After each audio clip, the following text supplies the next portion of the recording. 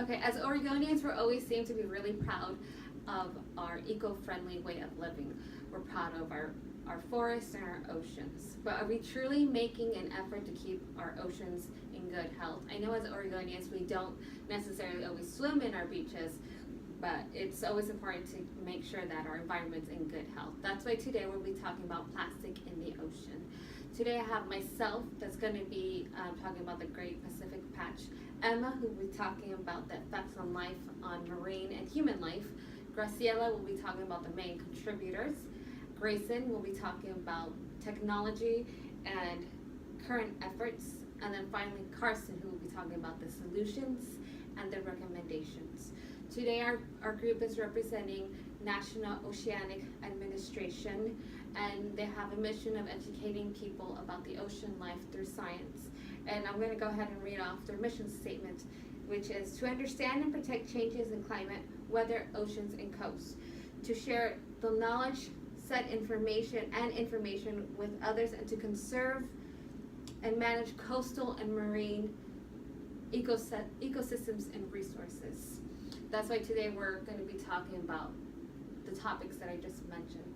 So let's first talk about the Great Pacific Patch. The Great Pacific Patch has a really big misconception when it comes to what it contains and what it actually looks like. A lot of people can imagine the Great Pacific Patch being just an island full of tires and other great big objects, which it really isn't that. According to the National Oceanic Administration, its size can't be really measured just because of its continuous mix by the wind and wind action, which disperses the patch throughout the ocean. So next time you hear about people talking about it being the size of Texas, or twice the size of Texas, you really have to think about how it's really not measurable just because of its currents and its continuous movement. You can't really measure it. Another misconception, like I said before, is how does it look like? It's not a big island full of just garbage that you can walk on. It's really more of the soupy vortex type of deal in the ocean, which sometimes you can't even see with the naked eye. According to National Geographic, even stating that even though it is made of marine debris, it's mainly made of plastic, which is not biodegradable and does not decay. And the reason this is important is because these plastics are not biodegradable. They stay within our oceans and just continuously float in our ocean, which can cause problems to the marine and even our life. So here's Emma, who's going to be extending on that topic. Thank you, Suhei. So I'm going to be talking about the effect that plastic has on marine life and human life. With marine life, we have a lot of different animals that are consuming the plastic. Fish are said to consume up to 24,000 tons of plastic per year, only in the Pacific Northwest alone. So that is the ocean that borders Oregon. That's according to the Center for Biological Diversity.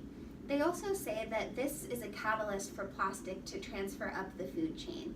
If little fish eat the plastic and larger fish eat them, the plastic continues to climb the food chain. Birds eat lots of plastic, so if you leave litter on the beach and it smells like food, birds will eat it and then they'll feed it to their kids, the little birds who get starved because they're not getting the proper nutrients and they think they're full, but really they're just eating plastic. It is said that 60% of birds are currently have plastic in their stomach, and that's going to increase to 99% by 2050 if we don't get this problem under control. Besides eating the plastic, animals also get tangled in it. This can hold them down and make them unable to fight off predators or find their own food. This can also cause them to have wounds. If there's any holes in the plastic, it will trap them and not allow them to grow or heal properly. The plastic can also ruin these animals' natural habitats, such as the coral reef, and this can throw off the whole ecosystem in which animals and plants are dependent on one another. We can feel these effects even as humans, because as we consume this seafood, we're consuming the plastic as well. The plastic contains lead, mercury, and cadmium, which are some harmful chemicals that can cause birth defects, and they can also cause childhood development issues and cancer. This is a serious issue. As plastic floats around the oceans, it soaks up a bunch of pollutants, such as oils or pesticides, that are floating throughout the ocean. As we consume crabs, tuna, shellfish, and other types of fish, we're intaking these chemicals, and we can feel some negative effects from them. According to finsandfluke.org, we get 70% of our oxygen from marine plants and 97% of our water from the oceans. If we want to have our oxygen and our waters remaining clean, we really need to control the plastic that we're pouring into the ocean. Our economy also gets affected besides our health. In our economy, we're wasting a ton of money and time on these beach cleanups and coastal cleanups. We also lose tourism in beach cities when our beaches are dirty. Nobody wants to visit a beach that's covered in trash.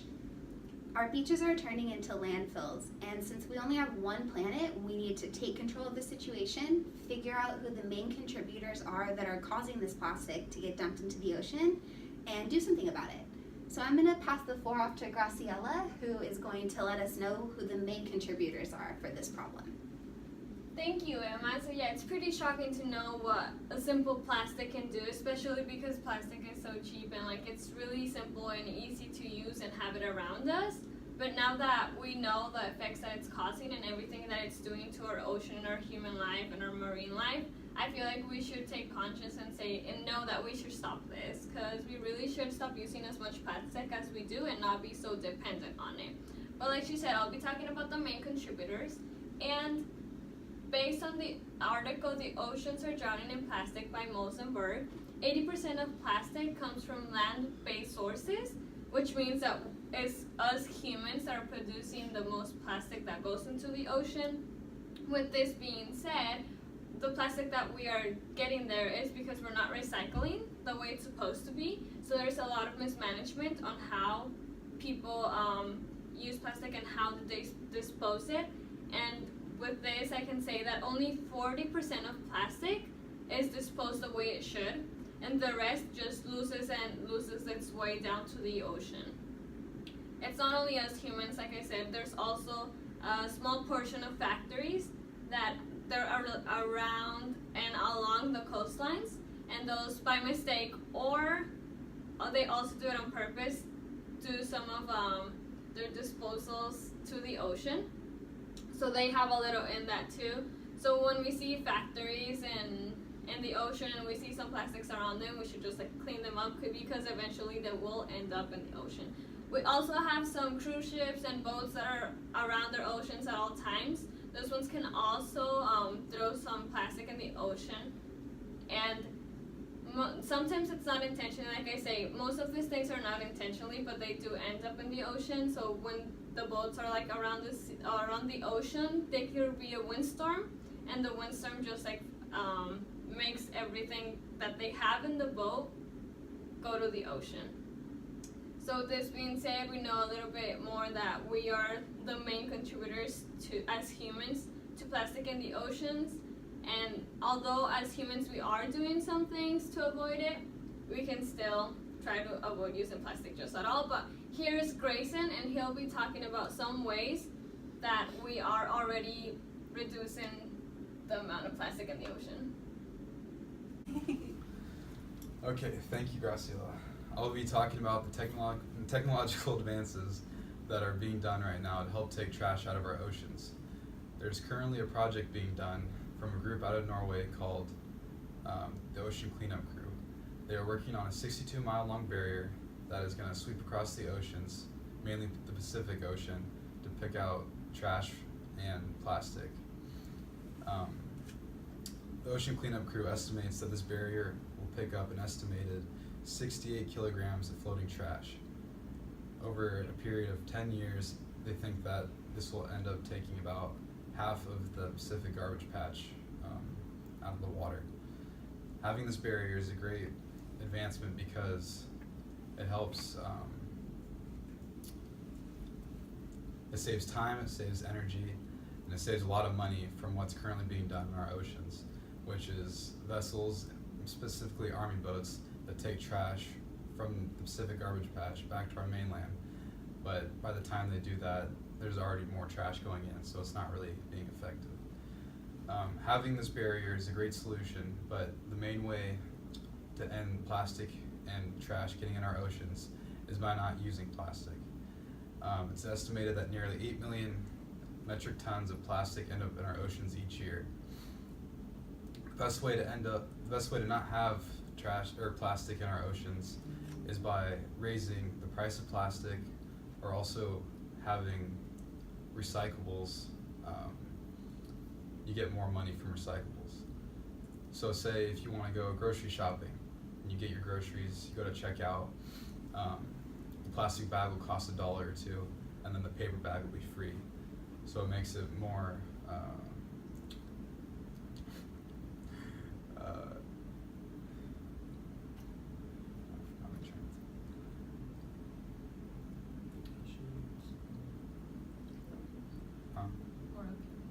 yeah, it's more appealing to get the paper bag than the plastic one.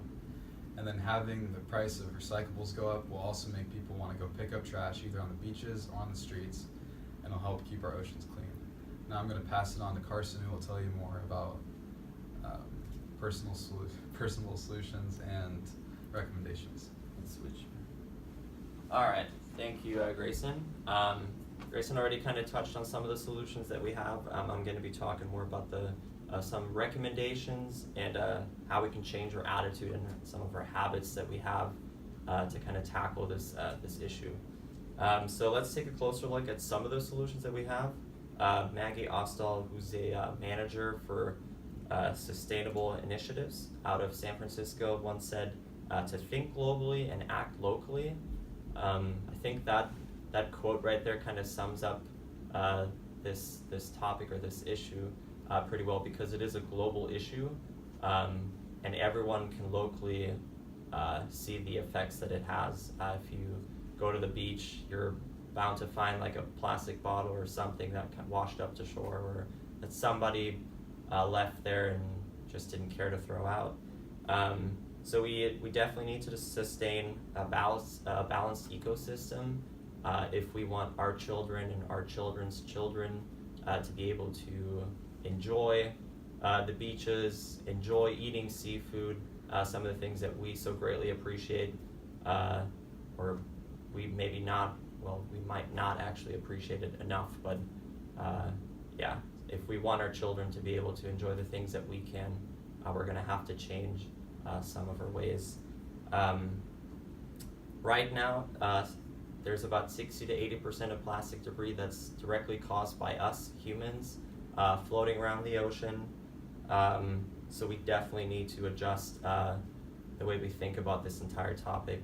That goes by changing our habits, just daily habits that we have, but also just changing our attitude. And that kind of leads to the 4 R's, which stand for refuse, reuse, reduce, and recycle.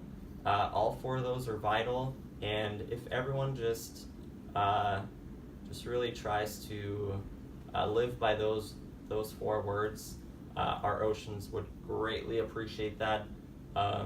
So would the marine life, which is directly affected by all that. And then there's some groups that also have been raising a lot of awareness for this issue, but also have been organizing events such as the International Coastal Cleanup, which is one day in September each year, where everybody goes to the coasts and picks up trash. This happens all around the world, so it's a global thing. But yeah, it was started by the Ocean Conservancy Group, which is a nonprofit founded in 1972, so they've been at this for quite some time.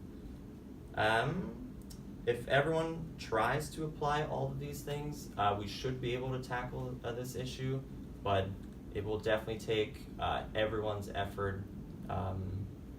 It's not going to be an overnight thing, but if we at least address the problem and try to adjust our attitudes, we should be in a better spot going forward. It's definitely our responsibility to keep the ocean clean, since we're the ones who mainly have caused a lot of this trash floating around the ocean. So it is definitely on us to keep this clean. To kind of sum this all up, overall, as humans, we need to be better. We need to hold each other accountable, and if we do so, going forward, our children will be able to enjoy the beaches as we do today. They will be able to eat fish without having to worry about little plastic parts being consumed. So yeah, that's really what we got to do. And everyone, I encourage you guys to, if you want to help find a resolution for this problem, you can donate to a good cause. We can do this at donateoceanconservancy.com. It's really simple. It'll take you a couple minutes, but our oceans will greatly appreciate it. All right.